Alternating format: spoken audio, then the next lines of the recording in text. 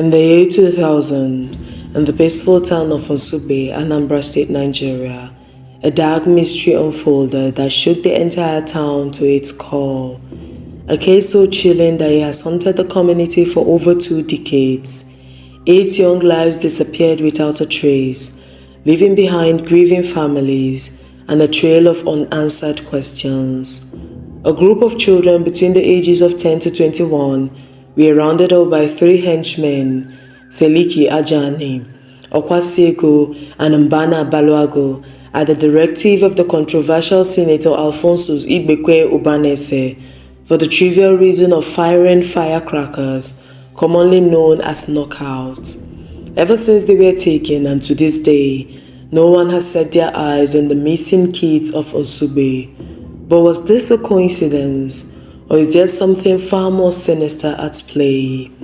With accusations and counter-accusations, including rumors of money ritual, today we unravel the haunting story of the 8 missing kids of NSUGBE, a story of fear, suspicion, and a desperate fight for justice. Located in Anambra State, Nigeria, NSUGBE is a close-knit community known for its serenity and traditional values. For decades, it was a place where children could roam freely, playing on the dusty streets and living without fear. But in the year 2000, all of that changed. 8 children, all aged between 10 and 21, vanished under suspicious circumstances. They were ordinary kids, children of hard-working families, whose life took a tragic turn that no one could have predicted. At the heart of this mystery lies an accusation made by a powerful figure in the community, Senator Alphonsus Obi Ogbeke. On that fateful day, the senator alleged that these children had been throwing firecrackers at him, a seemingly harmless prank. Shockingly, the senator ordered that the children be picked up one after another from their various homes.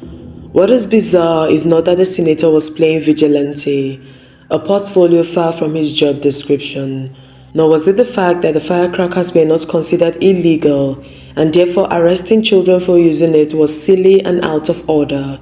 It was the fact that these children told the senator and his henchmen repeatedly under illegal torturing and unlawful detention that they did not do it. On that black day, Seliki Ajani, Okwasiego, and Ubannese broke into the house of one of the children, Chineye Christian Ekwalo, who was 10 years old as at then, and after throwing the house upside down, demanded that the child be brought to Ubannese.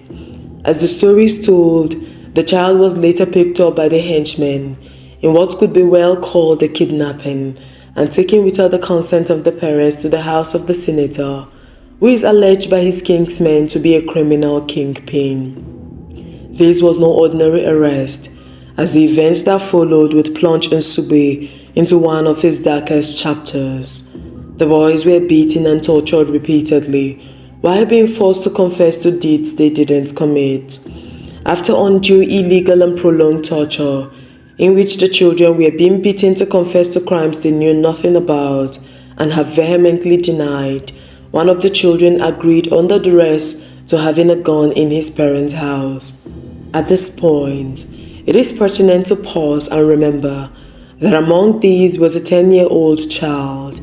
One needs to ask themselves what a 10-year-old had to do with a gun. Family members of the boys were thrown into confusion.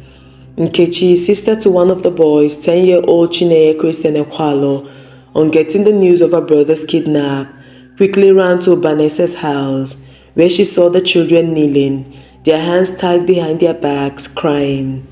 These children, namely Chineye Christian Ekwalo, Nweke Obiekwe, Ekene Ekwalo, Uche Ogugwa, and Ekene Ogugwa, the twin brothers from Omezilo Ogware, Sunday Okeke, Onyekwelo Obiekwe, Obiora Chuma, and others were being tortured with machetes and belts, as reported by Nkechi.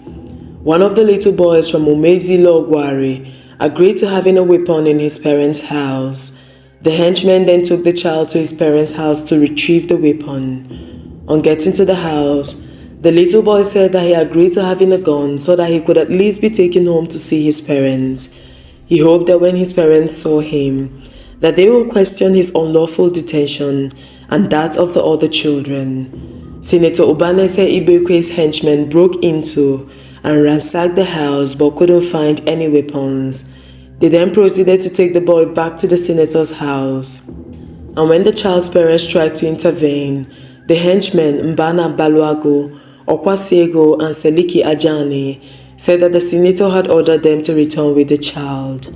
The boy's parents had no option but to go to the senator's house that night, but were denied entrance on the orders of the senator Ubannese, who is from NSUGBE, same as these children. The parents kept on trying to gain access to the house for over a week.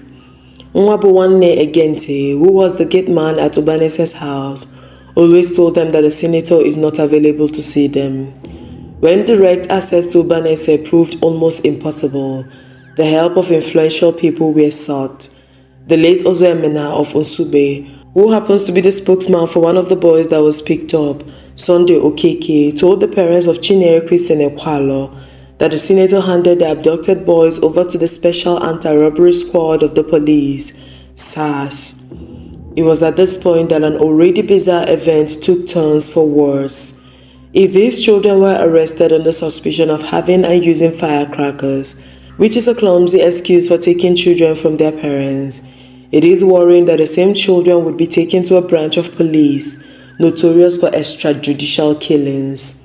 Visit to Okuzusas, Onitsha and Oka police station to find the children did not yield any positive result, as the name of the 10-year-old boy, Chinyere Christian Ekwalo, and the twin brothers from Umezi Logwari were not found at any of the police stations. When the senator was confronted a couple of months later by the boy's mother and sister, he denied knowing the whereabouts of the same children he sent his henchmen to pick up. No police report, no evidence, no explanation. It was as if the 8 children had simply vanished into thin air. Desperate and grief-stricken, the families begged for answers, but none came. Their cries were met with silence, leaving a chilling question. What really happened to the missing kids of NSUGBE? Over time, suspicion grew. Families of the missing children began to accuse Senator Igbekwe of using the children for ritual purposes, a claim that sent shockwaves through the community.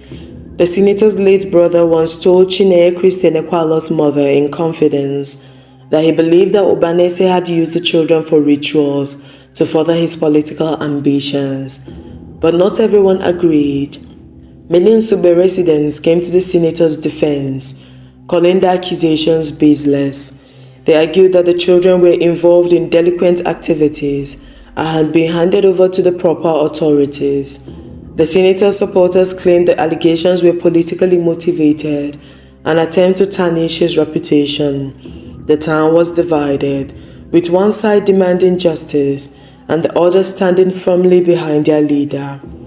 It has been 24 years since the NSUGBE 8 were picked up from their parents' home. Their parents have had to live without them for these number of years, but nobody has been able to give a definite answer as to their whereabouts. It would be important to remember again that the crime these children allegedly committed was the possession of firecrackers. Was that enough reason for them to be picked up in the first place? Why haven't the children been returned to their parents' homes? Should the senator's late brother be believed on the ritual story? The young Christian Ekwalo would be 34 this year. Where is justice for these children? The families of the missing children have, however, refused to give up. Over the years, they have filed petitions, held vigils, and demanded a thorough investigation. In 2021, the case resurfaced when a petition was filed, urging authorities to reopen the investigation. The petition garnered attention online, with many Nigerians joining the call for justice. But despite public outcry and years of persistence, the case remains shrouded in mystery.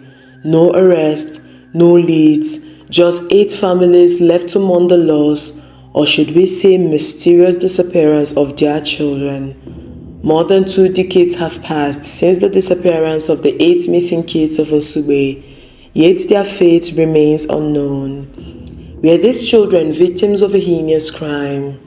Were they lost to a system that failed to protect them? Where really are the 8 missing kids of NSUGBE? Was this a tragedy or the result of something far more sinister? The answers remain elusive, but one thing is certain: the families of NSUGBE will bear this burden in their hearts for a long time. Thank you for watching this video. If you find this story insightful, don't forget to like, share, and subscribe to our channel for more true crime stories from across Africa. Together, we can shine a light on the forgotten and fight for justice.